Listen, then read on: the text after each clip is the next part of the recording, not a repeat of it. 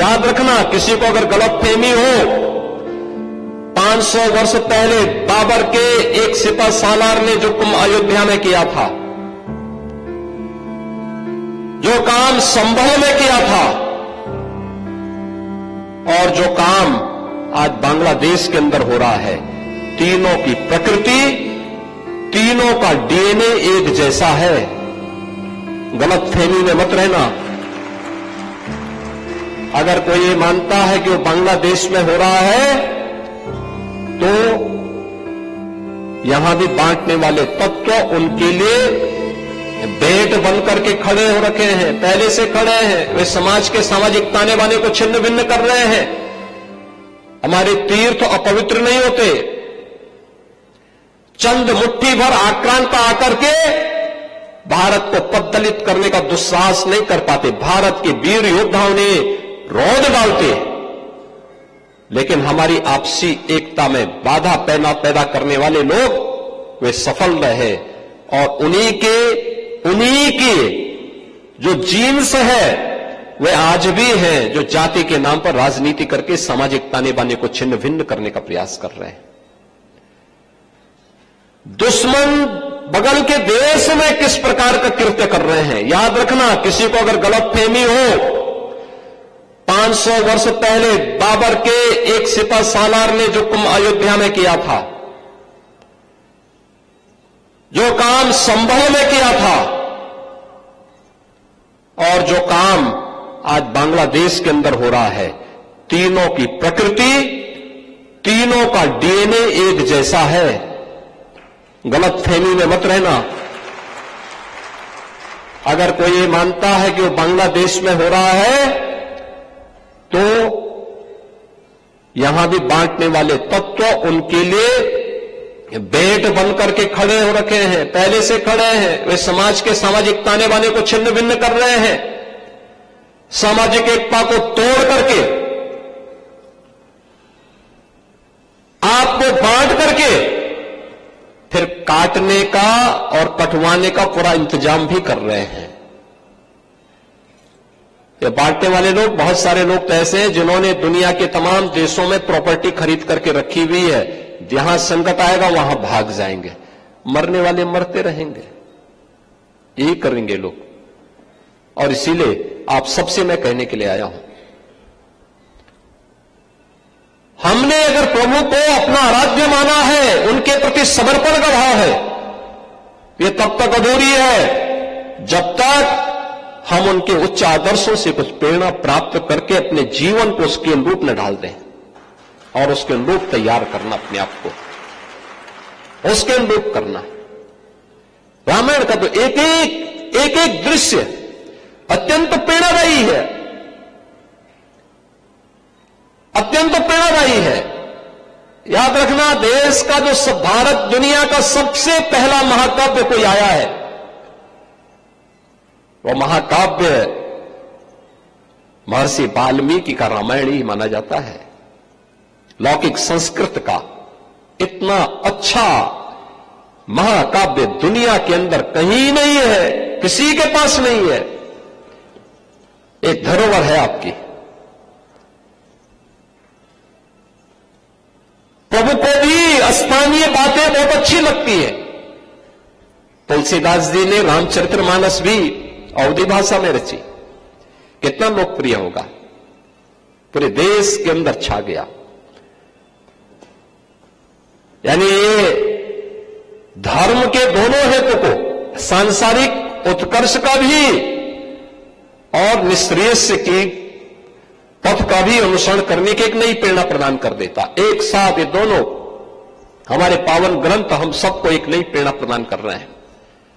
और बहनों और भाइयों, उन्हीं भावों को आगे बढ़ाने के लिए याद करिए, जब प्रधानमंत्री मोदी जी यहां पर आए थे, उन स्मृतियों को हम जीवंत बना सके, उसी के लिए अयोध्या में यह कार्य प्रारंभ हुआ।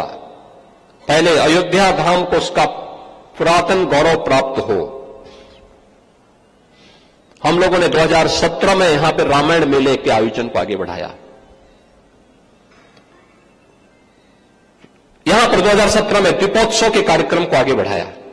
दीपोत्सव के कार्यक्रम ने आज एक नई ऊंचाई छुई है। आपने देखा होगा गत वर्ष दीपोत्सव के कार्यक्रम में दुनिया के 54 देशों के राजदूत और दूतावास के अधिकारीगण यहां आए थे। उस कार्यक्रम में कितने अभिभूत थे। लगातार 8वें वर्ष में उसने एक नए कीर्तिमान के साथ आगे बढ़ा है। राम जी की पीढ़ी, अयोध्या की सड़कों का चौड़ीकरण, अयोध्या में जो यात्री विश्रामालय बने हैं, अयोध्या के मठ और मंदिरों के सुंदरीकरण का कार्यक्रम, अयोध्या का सड़क मार्ग से, रेल मार्ग से और वायु मार्ग से जुड़ाव।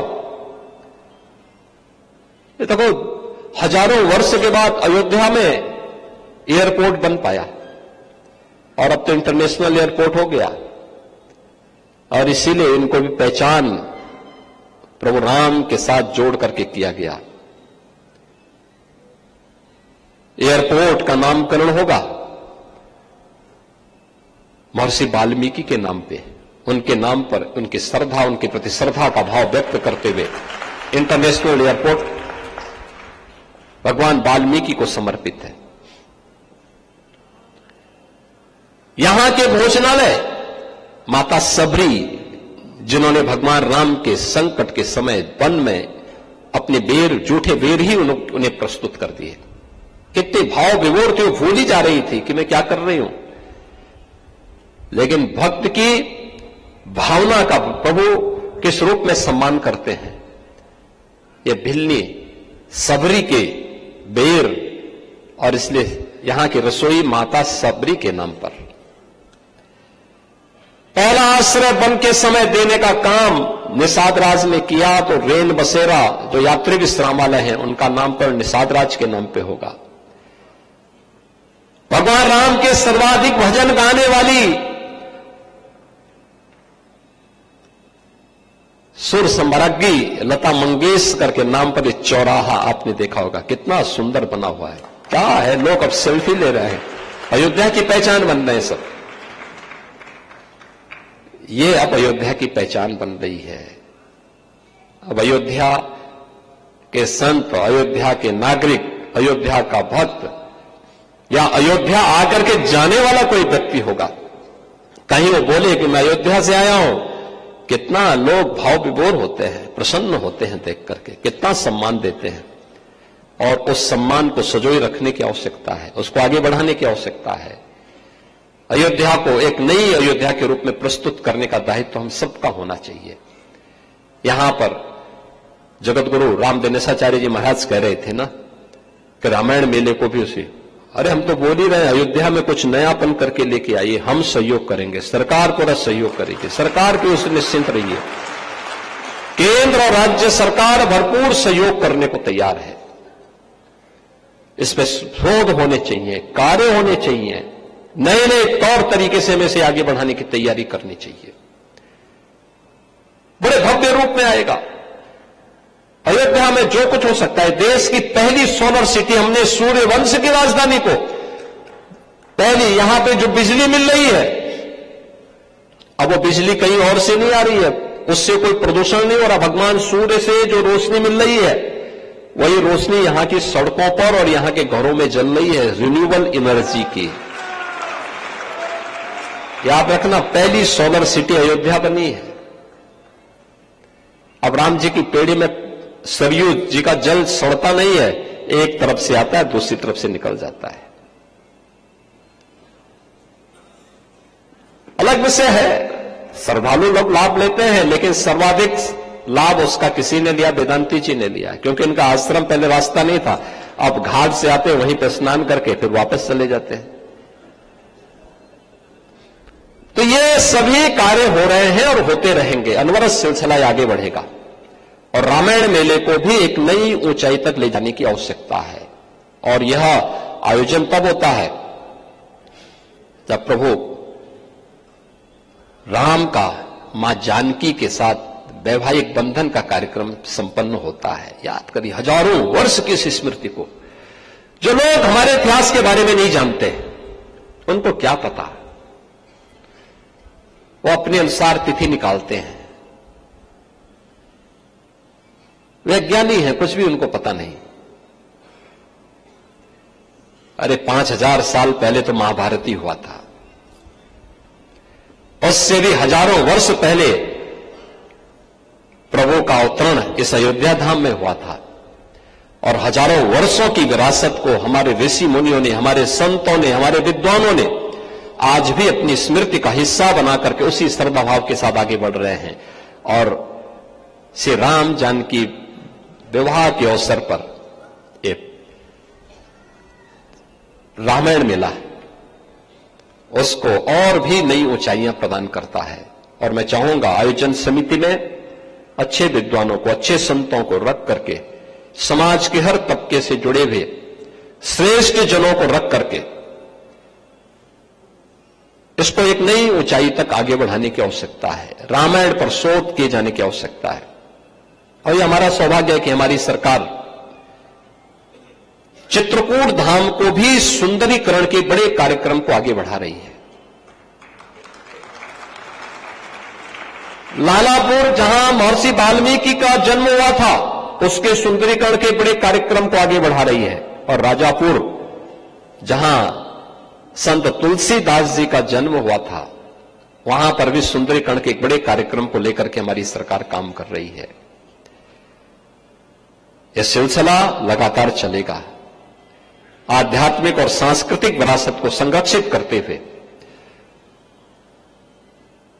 सांसारिक उत्कर्ष के लिए भौतिक कार्यों को भी आज की आवश्यकता के अनुरूप हम एक नई ऊंचाई तक पहुंचाने का कार्य करेंगे। इस संकल्प के साथ रामायण मेला आयोजन समिति जिस प्रकार से सहयोग की अपेक्षा करेगी, सरकार उसमें भरपूर सहयोग करेगी।